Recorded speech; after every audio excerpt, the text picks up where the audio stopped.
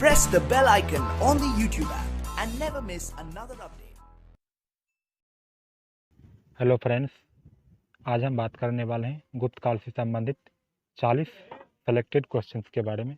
आज हम गुप्त काल से संबंधित 40 सेलेक्टेड क्वेश्चंस का पार्ट 1 वीडियो लेकर आए और आगे भी इसका पार्ट लाते रहेंगे, क्योंकि गुप्त काल से संबंधित और भी क्वेश्चंस कई सारे जो कि पिछले एग्जाम में पूछे गए हैं, उसको हम अगले पार्ट में डिस्कस करेंगे। आज हम गुप्त काल से संबंधित महत्वपूर्ण 40 क्वेश्चन लिए जो कि आपको प्रीवियस ईयर एग्जाम में पूछे गए क्वेश्चन, उसी को आज हम इसमें डिस्कस करने वाले हैं। अगर आप किसी भी गवर्नमेंट एग्जाम की तैयारी करते हैं तो आपको ये वीडियो फ़ायदेमंद हो सकता है, तो आप वीडियो को लास्ट तक देखिएगा। अगर आप इस चैनल पर नए हैं तो चैनल को सब्सक्राइब कर दीजिएगा और वीडियो को लाइक कर दीजिएगा। आज का फर्स्ट क्वेश्चन है, गुप्त वंश का संस्थापक कौन था? बात करते हैं गुप्त वंश के बारे में। तो गुप्त वंश का संस्थापक कौन था?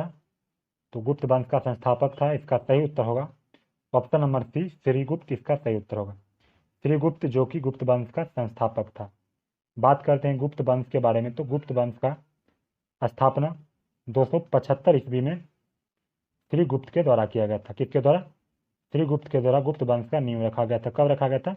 275 ईस्वी में श्रीगुप्त के द्वारा गुप्त वंश का नींव रखा गया था। बढ़ते हैं, देखिए कुछ गुप्त वंश के प्रमुख शासकों के क्रम के बारे में जान लेते हैं, क्योंकि इससे रिलेटेड आपको इसमें आज क्वेश्चन देखने के लिए मिल सकता है। तो गुप्त वंश के कुछ प्रमुख शासकों का क्रम देख लेते हैं। देखिए, सबसे पहले गुप्त शासक आए श्रीगुप्त, जिन्होंने गुप्त वंश का नींव रखा था। तो सबसे पहले शासक श्रीगुप्त, जिन्होंने 275 ईस्वी में गुप्त वंश का नींव रखा था। उसके बाद दूसरे गुप्त वंश के शासक आए थे घटोत्कच, जो कि श्रीगुप्त का उत्तराधिकारी थे। उसके बाद तीसरे शासक आए गुप्त वंश के चंद्रगुप्त प्रथम। चंद्रगुप्त प्रथम जो कि गुप्त वंश के महत्वपूर्ण शासक थे, और चंद्रगुप्त प्रथम के बारे में कहा जाता है कि गुप्त वंश का प्रथम शासक, प्रथम वास्तविक शासक जो था वो चंद्रगुप्त प्रथम ही था। तो चंद्रगुप्त प्रथम जो कि गुप्त वंश का वास्तविक संस्थापक कहलाता है, कौन है? चंद्रगुप्त प्रथम है। और चंद्रगुप्त प्रथम के बारे में एक और बात है, चंद्रगुप्त प्रथम ही गुप्त संवत की शुरुआत 319 से 20 ईस्वी के बीच में शुरू किया था। उसके बाद है समुद्रगुप्त। समुद्रगुप्त, जिसे आप भारत के नेपोलियन के नाम से भी जानते हैं, ये गुप्त वंश के चौथे शासक थे।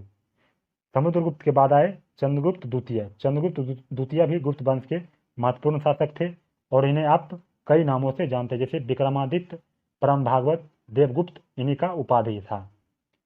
अगले शासक हुए कुमारगुप्त प्रथम। कुमारगुप्त प्रथम के बाद आए स्कंदगुप्त। ये गुप्त वंश के कुछ प्रमुख शासक हैं, और इनसे रिलेटेड आपको क्वेश्चन एग्जाम में पूछे जाते हैं, तो इनको आप याद रखिएगा। बढ़ते हैं आज का सेकेंड क्वेश्चन। आज का सेकेंड क्वेश्चन है, महाराजा धीराज की उपाधि धारण करने वाला प्रथम गुप्त शासक था।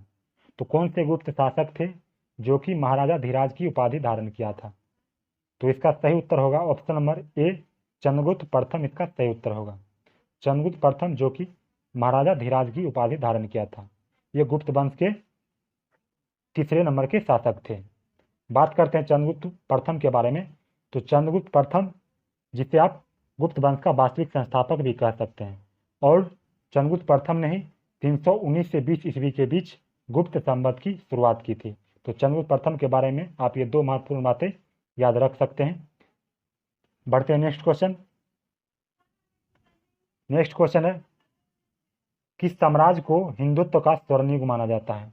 तो कौन से साम्राज्य है इस चार ऑप्शन में से जिसे आप हिंदुत्व का स्वर्णयुग माना जाता था? तो इसका सही उत्तर होगा ऑप्शन नंबर सी, गुप्त। इसका सही उत्तर है गुप्त साम्राज्य, जिसे हिंदुत्व का स्वर्णयुग भी माना जाता है। तो इसका ऑप्शन क्या है? ऑप्शन नंबर सी इसका सही होगा, गुप्त साम्राज्य। गुप्त साम्राज्य जिसे हिंदुत्व का स्वर्णयुग भी माना जाता है। बढ़ते हैं नेक्स्ट क्वेश्चन। नेक्स्ट क्वेश्चन है, घटोत्कच, जिसने 290 से 305 में राज किया था, किस साम्राज्य का राजा था? घटोत्कच, जिसने 290 से 305 के बीच राज किया था, किस साम्राज्य का राजा था? अभी आप ऊपर पढ़े होंगे, सर्वप्रथम गुप्त संस्थापक कौन था? श्रीगुप्त था। उसके बाद उसके उत्तराधिकारी हुए थे घटोत्कच। तो आप ऊपर पढ़े घटोत्कच, जो कि गुप्त वंश के दूसरे नंबर के शासक थे। इन्होंने ही 290 से 305 ईस्वी के बीच शासन किया था। तो घटोत्कच किस साम्राज्य के राजा हुए थे? तो वे हुए थे गुप्त साम्राज्य के राजा हुए थे। इसका सही उत्तर होगा ऑप्शन नंबर ए, गुप्त साम्राज्य इसका सही उत्तर होगा। बढ़ते हैं आज का नेक्स्ट क्वेश्चन। नेक्स्ट क्वेश्चन है, भारत के इतिहास में किसके शासनकाल को भारत का स्वर्णिम युग कहा जाता है? तो भारत के इतिहास में किसके शासनकाल को भारत का स्वर्णिम युग कहा जाता है? तो 4 ऑप्शन दिया है इसमें से, तो इसका सही उत्तर होगा ऑप्शन नंबर सी, गुप्त साम्राज्य। गुप्त साम्राज्य के शासनकाल को भारत में क्या कहा गया? स्वर्णिम युग कहा गया है। तो इसका सही उत्तर हो जाएगा गुप्त साम्राज्य। बढ़ते हैं नेक्स्ट क्वेश्चन। नेक्स्ट क्वेश्चन है, गुप्त काल के दौरान चीन के किस यात्री ने भारत का भ्रमण किया था? तो गुप्त काल के दौरान कौन से चीनी यात्री थे जिन्होंने भारत का भ्रमण किया था? ये मोस्ट इंपॉर्टेंट क्वेश्चन है और एग्जाम में काफ़ी पूछा जाता है, तो आप इसको याद रखिएगा। तो गुप्त काल के दौरान आने वाले चीनी यात्री कौन थे? इसका सही उत्तर होगा ऑप्शन नंबर बी, फाहियान इसका सही उत्तर होगा। फाहियान जो कि चंद्रगुप्त विक्रमादित्य के शासनकाल में भारत आया था। बात करते हैं कब भारत आया था, तो ये 399 से लेकर 414 के बीच भारत में रहा था और ये चंद्रगुप्त विक्रमादित्य के दरबार में आया था। बात करते चंद्रगुप्त विक्रमादित्य के शासन के बारे में, तो चंद्रगुप्त विक्रमादित्य के शासन था 375 से लेकर 414 के बीच चंद्रगुप्त विक्रमादित्य का शासन था। आप इसका भी शासन याद रख सकते हैं। बढ़ते हैं नेक्स्ट क्वेश्चन। नेक्स्ट क्वेश्चन है, प्राचीन भारत का नेपोलियन किसे कहा जाता है? तो प्राचीन भारत का नेपोलियन या भारत का नेपोलियन किसे कहा जाता था? इसका सही उत्तर होगा ऑप्शन नंबर डी, समुद्रगुप्त इसका सही उत्तर होगा। समुद्रगुप्त जिसे भारत का नेपोलियन भी कहा जाता है, इसका सही उत्तर होगा ऑप्शन नंबर डी, इसका सही होगा। बढ़ते हैं आज का नेक्स्ट क्वेश्चन। नेक्स्ट क्वेश्चन है, परम भागवत उपाधि धारण करने वाला प्रथम गुप्त शासक था। परम भागवत की उपाधि धारण करने वाला प्रथम गुप्त शासक था। इसका सही उत्तर होगा ऑप्शन नंबर सी, चंद्रगुप्त द्वितीय। चंद्रगुप्त द्वितीय जो कि परम भागवत की उपाधि धारण किया था। चंद्रगुप्त द्वितीय परम भागवत के साथ साथ विक्रमादित्य, देवगुप्त, देवराज की उपाधि भी धारण किया था। कौन? चंद्रगुप्त द्वितीय। तो चंद्रगुप्त द्वितीय के बारे में आप याद रखिएगा। चंद्रगुप्त द्वितीय, परम भागवत, विक्रमादित्य और देवगुप्त की उपाधि कौन धारण किया था? चंद्रगुप्त द्वितीय। तो इसका सही उत्तर हो जाएगा ऑप्शन नंबर सी, इसका सही हो जाएगा। बढ़ते हैं आज का नेक्स्ट क्वेश्चन। नेक्स्ट क्वेश्चन है, किस गुप्त शासकों ने हुनों को पराजित किया था? तो कौन से गुप्त शासक थे जिन्होंने हुनों को पराजित किया था? तो इसका सही उत्तर होगा ऑप्शन नंबर डी, स्कंदगुप्त इसका सही उत्तर होगा। स्कंदगुप्त जो कि हुनों को पराजित करने वाला गुप्त शासक था। बढ़ते हैं नेक्स्ट क्वेश्चन। नेक्स्ट क्वेश्चन है, चांदी के सिक्के जारी करने वाला प्रमुख गुप्त शासक था। तो चांदी के सिक्के जारी करने वाला प्रमुख गुप्त शासक कौन था? इसका सही उत्तर होगा ऑप्शन नंबर सी, चंद्रगुप्त द्वितीय इसका सही उत्तर होगा। चंद्रगुप्त द्वितीय जो कि चांदी के सिक्के जारी करने वाला प्रथम गुप्त शासक था। ये तो हुआ चांदी के सिक्के जारी करने वाला। अगर आपको क्वेश्चन में ऐसा पूछ दे कि गुप्त वंश में सर्वप्रथम सिक्के जारी कौन किया था, तो इसका उत्तर होगा ऑप्शन नंबर बी, चंद्रगुप्त प्रथम। अगर केवल क्वेश्चन में ये रहे कि गुप्त वंश में सर्वप्रथम सिक्के किसने जारी किया, तो उसका उत्तर होगा चंद्रगुप्त प्रथम। अगर क्वेश्चन में ये रहे कि चांदी के सिक्के जारी करने वाला प्रमुख गुप्त शासक कौन था, तब इसका ऑप्शन होगा ऑप्शन नंबर सी, चंद्रगुप्त द्वितीय इसका सही उत्तर होगा। तो आपको क्वेश्चन ऐसे भी पूछा जा सकता है। बढ़ते हैं नेक्स्ट क्वेश्चन। नेक्स्ट क्वेश्चन है, किसके शासनकाल के दौरान अजंता की गुफाएं निर्मित की गई थी? तो किस शासन के शासनकाल में अजंता की गुफाएं निर्मित की गई थी? तो इसका सही उत्तर होगा ऑप्शन नंबर ए, गुप्त शासनकाल के दौरान क्या हुआ था?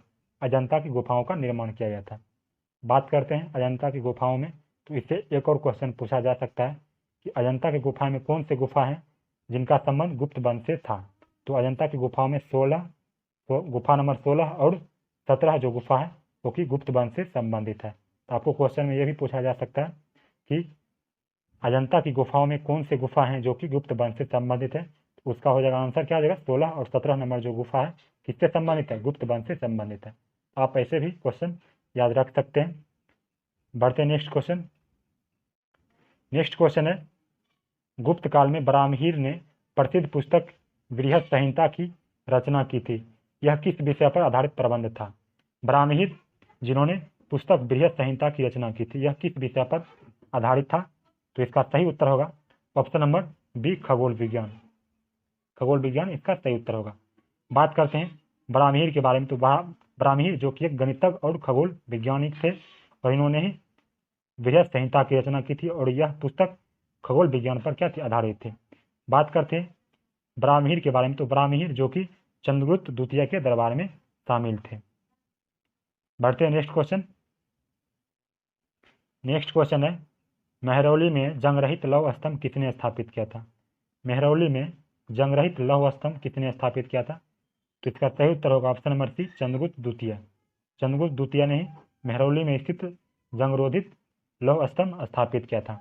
बात करते हैं लौह स्तंभ के बारे में। तो ये लौह स्तंभ आपको दिल्ली में कुतुब मीनार के नज़दीक आपको देखने के लिए मिल सकता है। ये लौह स्तंभ की ऊंचाई की बात करें तो इसका ऊंचाई लगभग 7 मीटर इसका ऊंचाई था।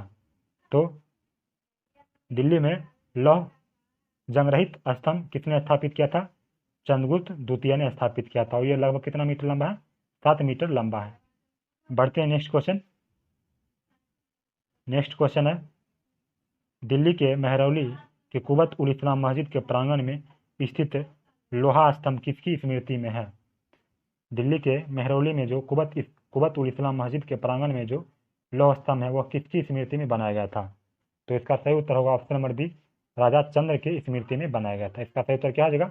ऑप्शन नंबर बी राजा चंद्र इसका सही उत्तर होगा। और ये किसके द्वारा बनवाया गया था?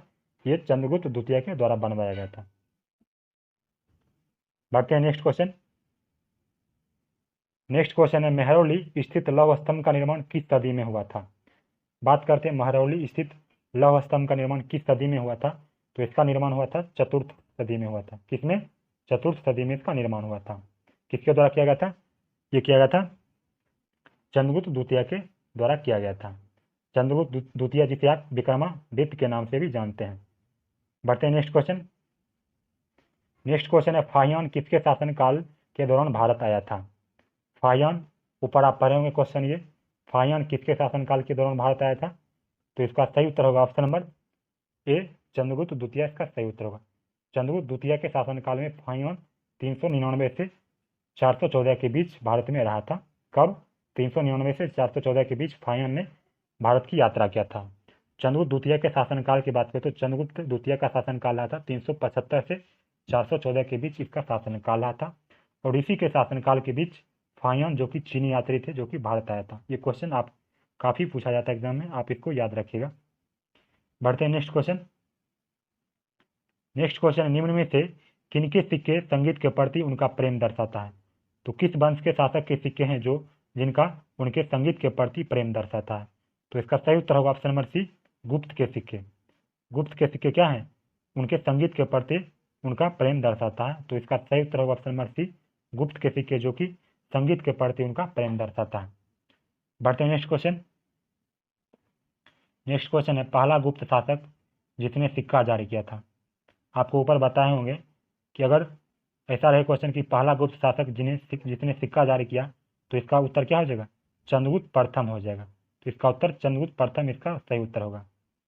तो पहला गुप्त शासक जिसने सिक्का जारी किया था तो केवल इसका उत्तर होगा चंद्रगुप्त प्रथम। अगर इसी में रहेगा कि पहला गुप्त शासक जिन्होंने चांदी के सिक्के जारी किए थे तो उसका उत्तर हो जाएगा चंद्रगुप्त द्वितीय हो जाएगा। तो ऐसे भी क्वेश्चन आप याद रख सकते हैं। बढ़ते हैं नेक्स्ट क्वेश्चन।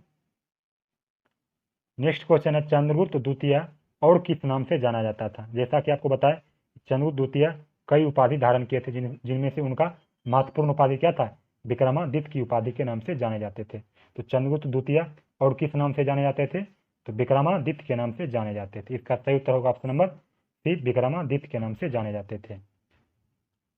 बढ़ते हैं नेक्स्ट क्वेश्चन। नेक्स्ट क्वेश्चन है निम्नलिखित में से किस गुप्त राजा का एक अन्य नाम देवगुप्त था? तो गुप्त वंश में कौन से राजा थे जिनका एक और नाम देवगुप्त था? तो इसका सही उत्तर होगा ऑप्शन नंबर ए चंद्रगुप्त द्वितीय। आपको ऊपर भी बताए कि चंद्रगुप्त द्वितीय जिनका कई उपाधि धारण किए थे, एक विक्रमादित्य थे जो कि मुख्य रूप से एग्जाम में पूछा भी जाता है, और दूसरा अभी आप पढ़ रहे हैं देवगुप्त जिनका उपाधि किनका था? ये चंद्रगुप्त द्वितीय का ही क्या था? उपाधि था। तो आप ये दो उपाधि याद रखिएगा। बढ़ते नेक्स्ट क्वेश्चन। नेक्स्ट क्वेश्चन है नालंदा महाविहार का निर्माण किसने शुरू करवाया था? नालंदा महाविहार जो कि बिहार में अवस्थित है, इनका निर्माण किस शासक ने करवाया था? तो ये कुमार गुप्त के शासनकाल में, गुप्त शासनकाल में करवाया गया था। किसके द्वारा? कुमार गुप्त के द्वारा करवाया गया था। तो ये याद रखिएगा क्वेश्चन, कुमार गुप्त के द्वारा नालंदा महाविहार का निर्माण करवाया गया था। एक और क्वेश्चन पूछा जाता है कि नालंदा महाविहार को नष्ट करने वाला शासक कौन था?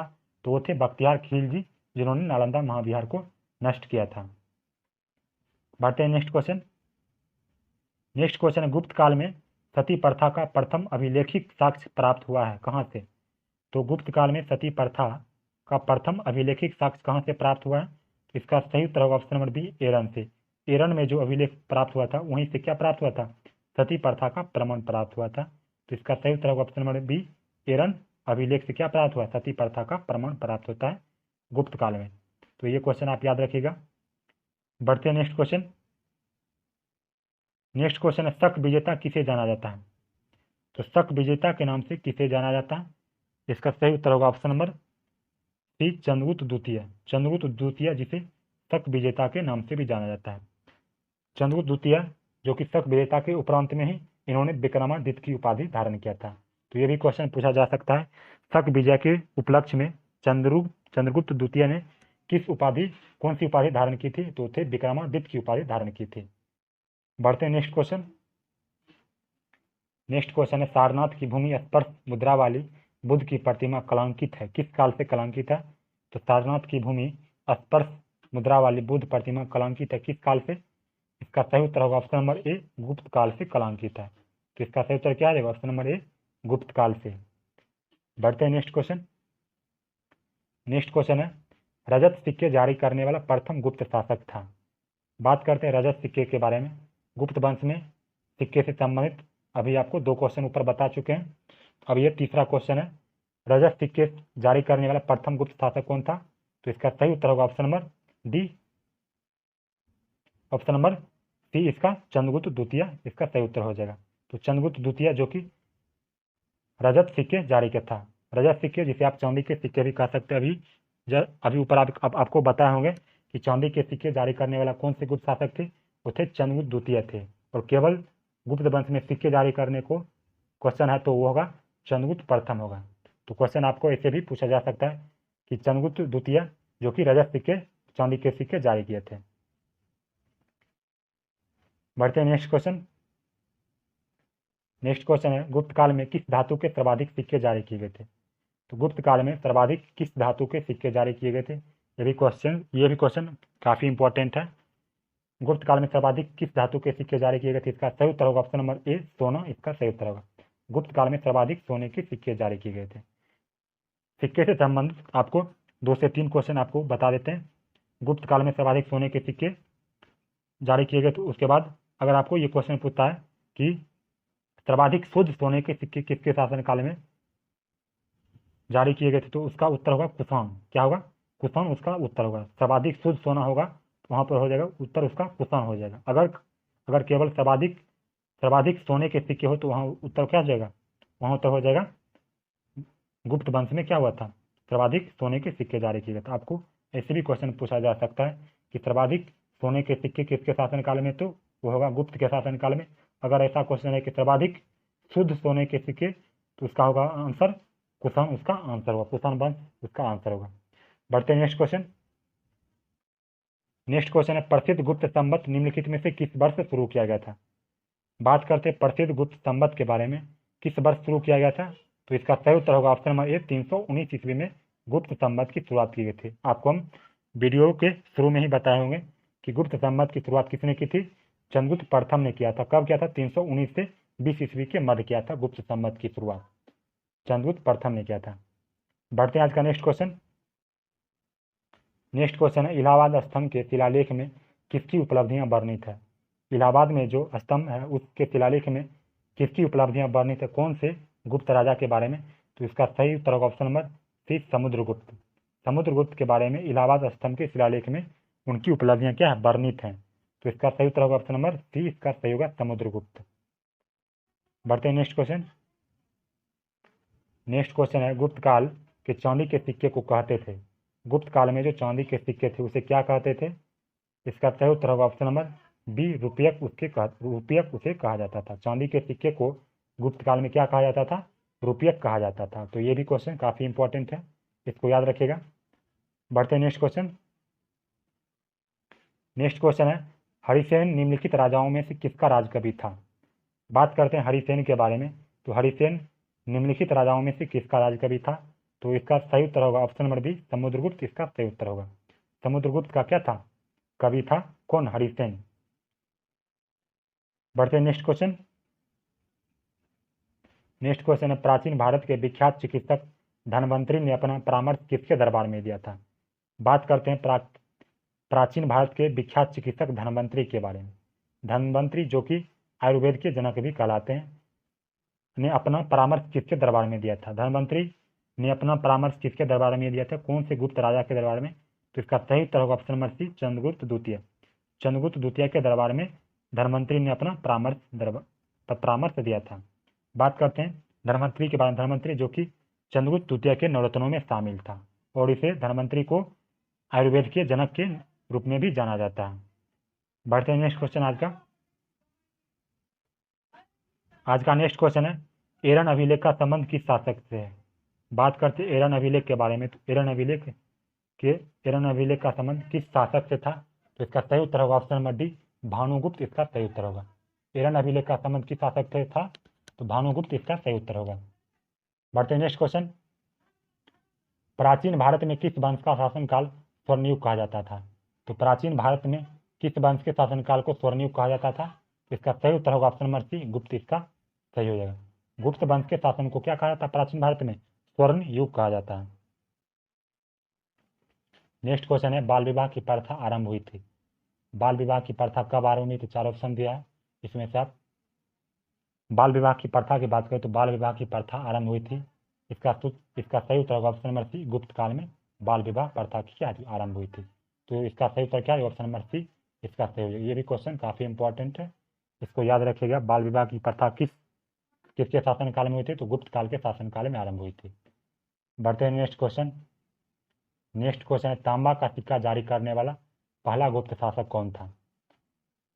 तो तांबे के सिक्के जारी करने वाला पहला गुप्त शासक कौन था? इसका सही उत्तर होगा ऑप्शन नंबर डी, रामगुप्त इसका सही उत्तर हो जाएगा।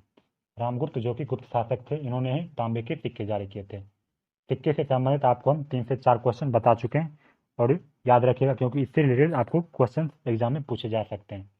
चंद्रगुप्त प्रथम जो कि सर्वप्रथम गुप्त वंश में अगर सिक्के जारी करने का क्वेश्चन है तो चंद्रगुप्त प्रथम ने किया था। उसके बाद है चंद्रगुप्त द्वितीय। चंद्रगुप्त द्वितीय जो कि सर्वप्रथम गुप्त वंश में सर्वप्रथम चांदी के सिक्के जारी किए थे तो चंद्रगुप्त द्वितीय ने जारी किए थे। अगर तांबे के सिक्के की बात रहे तो तांबे का सिक्का क्या हो जाएगा? इसका ऑप्शन नंबर क्या रहेगा? डी इसका सही उत्तर होगा। इस क्वेश्चन का आंसर क्या हो जाएगा? ऑप्शन नंबर डी, रामगुप्त इसका सही उत्तर होगा। बढ़ते हैं नेक्स्ट क्वेश्चन।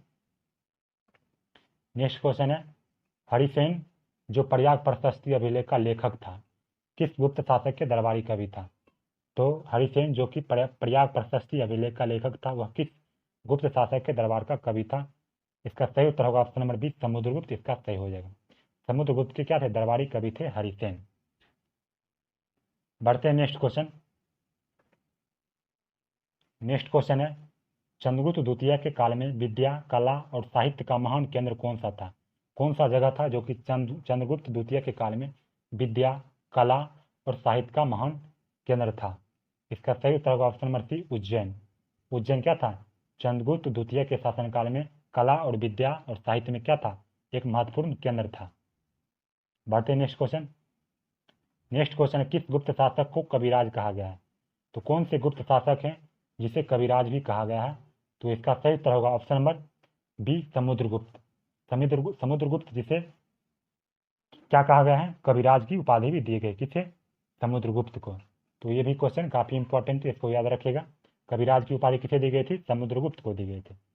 बढ़ते नेक्स्ट क्वेश्चन आज का। नेक्स्ट क्वेश्चन है गुप्त काल में किस प्रकार की भूमि को अपहृत कहा जाता था? तो गुप्त काल में किस भूमि को अपहृत कहा जाता था? तो 4 ऑप्शन दिया है, इसमें से आप देखिए गुप्त काल में किस भूमि को अपहृत कहा जाता था? इसका सही उत्तर होगा ऑप्शन नंबर बी, बिना जोती हुई जंगली भूमि को। बिना जोती हुई जंगली भूमि को क्या कहा जाता? अपहृत कहा जाता था। इसका सही उत्तर क्या है? ऑप्शन नंबर बी इसका सही उत्तर हो जाएगा। बिना जोती हुई जंगली भूमि को अपहरत कहा जाता था गुप्त काल में। बढ़ते हैं नेक्स्ट क्वेश्चन। नेक्स्ट क्वेश्चन है उदंतपुर शिक्षा केंद्र निम्न में से किस राज्य में अवस्थित था। बात करते हैं उदंतपुर शिक्षा केंद्र के बारे में। तो उदंतपुर शिक्षा केंद्र किस राज्य में अवस्थित है। तो इसका सही उत्तर होगा option number A Bihar. Bihar में अवस्थित था। इसका सही उत्तर होगा ऑप्शन नंबर ए, इसका बिहार हो जाएगा। बात करते हैं उदंतपुर के बारे में।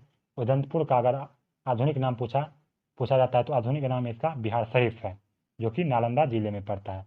उदंतपुर जो कि शिक्षा केंद्र कहाँ पर अवस्थित था, बिहार था। और उदंतपुर का आधुनिक नाम क्या है, उदंतपुर का आधुनिक नाम बिहार शरीफ है, जो कि बिहार में अवस्थित है। आज हम जो कि मोस्ट इंपॉर्टेंट 40 क्वेश्चन लिए और ये एग्जाम में पूछे गए क्वेश्चन है। अगर आपको वीडियो अच्छा लगा है तो वीडियो को लाइक करिएगा, चैनल को सब्सक्राइब कर दीजिएगा। मिलते हैं किसी अगले नेक्स्ट वीडियो में।